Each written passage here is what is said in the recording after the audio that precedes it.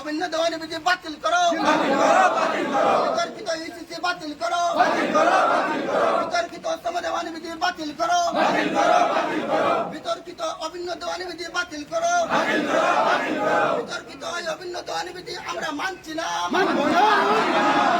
বিতর্কিত অভিন্ন দেওয়ানি বিধি আমরা মানছি না,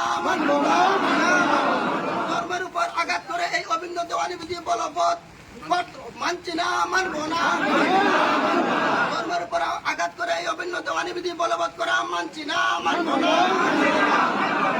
আমাদের ফেথ, আমাদের রিলিজিয়ন, আমাদের রিলিজিয়ন আমাদের ফেথ, আমাদের রিলিজিয়ন, আমাদের ফেথ, আমাদের রিলিজিয়ন, আমাদের প্রফেস, আমাদের রাইট, আমাদের ধর্মীয় প্র্যাকটিস, আমাদের রাইট, আমাদের রাইট।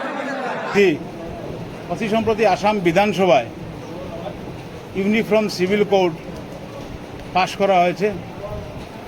যে বিলটি ইতিমধ্যেই মহামহিম রাজ্যপালের নিকট প্রেরণ করা হয়েছে এবং পরবর্তীতে ভারতের মহামান্য রাষ্ট্রপতির অনুমোদন ক্রমে সেটা আইনে পরিণত করা হবে। ইউনিফর্ম সিভিল কোড একটি রাজনৈতিক উদ্দেশ্য নিয়েই বিশেষ করে আসামে লাগু করা হয়েছে।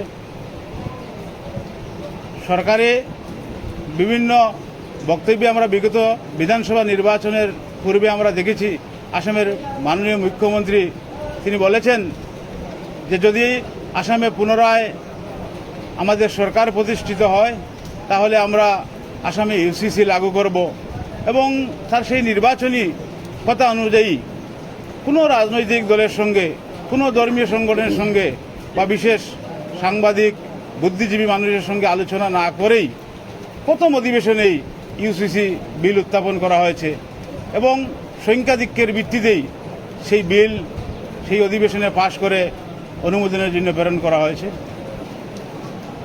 এক দেশ এক আইন বা অভিন্ন দেওয়ানি আইন যেটা চালু করার কথা বলা হয়েছে, সেই বিলে আমরা দেখেছি যে কিছু কিছু সম্প্রদায়ের মানুষকে সেই আইনের আওতার বাইরে রাখা হয়েছে। তো বিশেষ কোনো জাতি জনগোষ্ঠীকে যদি সেই আইনের বাইরে রাখা হয় তাহলে সেটা অভিন্ন দেওয়ানি বিধি বা দেওয়ানি আইন কীভাবে হলো। তাছাড়া সেটা আমরা জানি যে কেন্দ্রীয়ভাবে ভারতের কেন্দ্রীয় সরকার যদি সেটা লাগু করেন তাহলে সমস্ত ভারতবর্ষে জাতি, ধর্ম, বর্ণ, ভাষা নির্বিশেষে সেই আইন প্রণয়ন হলে সমস্ত মানুষ সেই আইনের আওতায় আসবে। কিন্তু আমরা কি দেখলাম, আমরা বিগত দিনে দেখেছি যে ইউসিসি প্রথমেই সেই রাজনৈতিকভাবেই গোয়াতে লাগু করা হয়েছে, তারপর 2024 সালে উত্তরাখণ্ডে লাগু করা হয়েছে, 2026 সালের মার্চে সেটা গুজরাটে লাগু করা হয়েছে এবং 2026 সালের মে মাসে সেটা আসামে লাগু করা হয়েছে। তো ভারতবর্ষের এই বিশাল ভারতবর্ষের প্রায় 28টা স্টেটের মধ্যে যদি মাত্র 4টি স্টেটে সেটা লাগু করা হয়েছে তাহলে কিভাবে সেটা অভিন্ন দেওয়ানি আইন হবে? সমস্ত ভারতবর্ষের মানুষ তো সেটা পালন করবে না।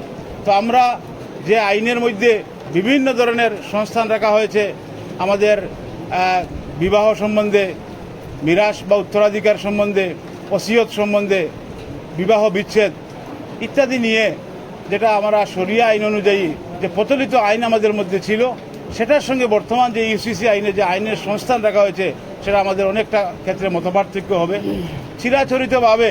অর্থাৎ সেটা আমরা জানি যে মুসলিম শরিয়া আইন 1937 ইংরাজিতে ব্রিটিশ সরকার সেটা লাগু করেছিল এবং সেই হিসাবে সেটা দীর্ঘদিন থেকে ভারতবর্ষের সংখ্যালঘু মুসলিম মানুষরা সেই আইন অনুযায়ী তাদের ধর্মীয় রীতিনীতি সেটা পালন করে আসছেন।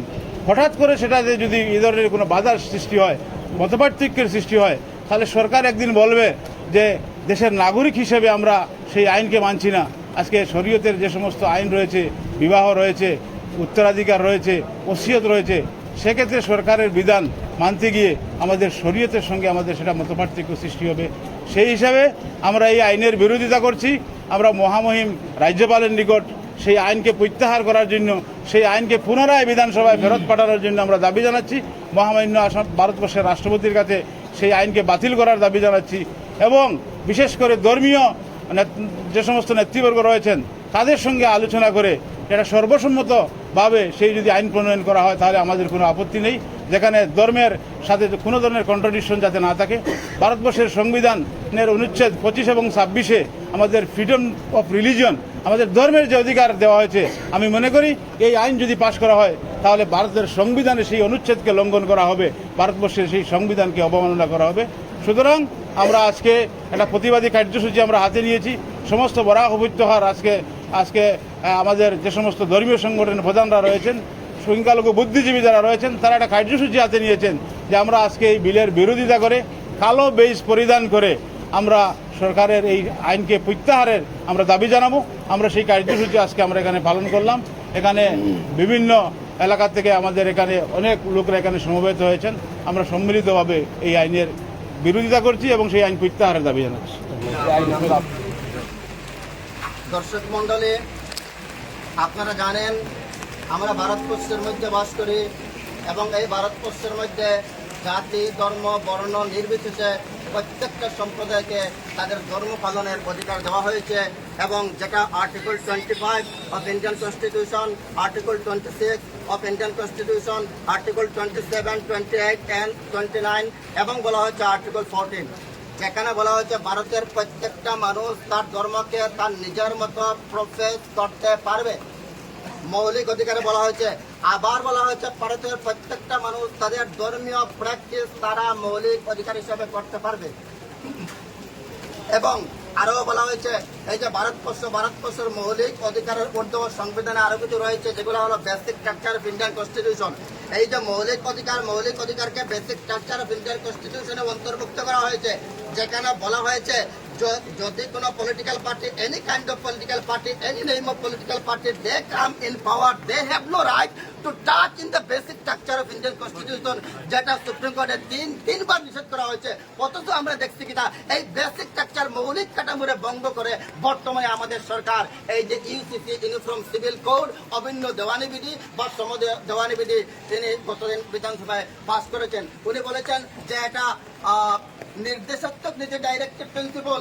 আক্ষেপ লাগে, ডাইরেক্টিভ প্রিন্সিপল আমরা পরিষ্কারভাবে জানিয়ে দিতে চাই, ডাইরেক্টিভ প্রিন্সিপল নট জাস্টিসেবল, কিন্তু মৌলিক অধিকার always and ever it is justiciable, it is granted to all the people of this country. সুতরাং আমরা দেখি এখানে যদি ইউসিসি বিল বলবৎ করা হয় তাহলে আমরা এটা পরিষ্কারভাবে আমরা বলতে পারবো যে এই ভারতবর্ষের পার্টিকুলার এই কমিউনিটি তাদের ধর্মীয় অধিকার যেটা আছে, ধর্মীয় অধিকার, মৌলিক অধিকার এখান থেকে কেড়ে নেওয়া হচ্ছে। তাছাড়াও আরো বিভিন্ন দিক রয়েছে। সুতরাং আমরা আহ্বান করছি এই যে অভিন্ন দেওয়ানি বিধি যেটা আছে এটা যাতে বলবৎ করা হয়। এনক্লাব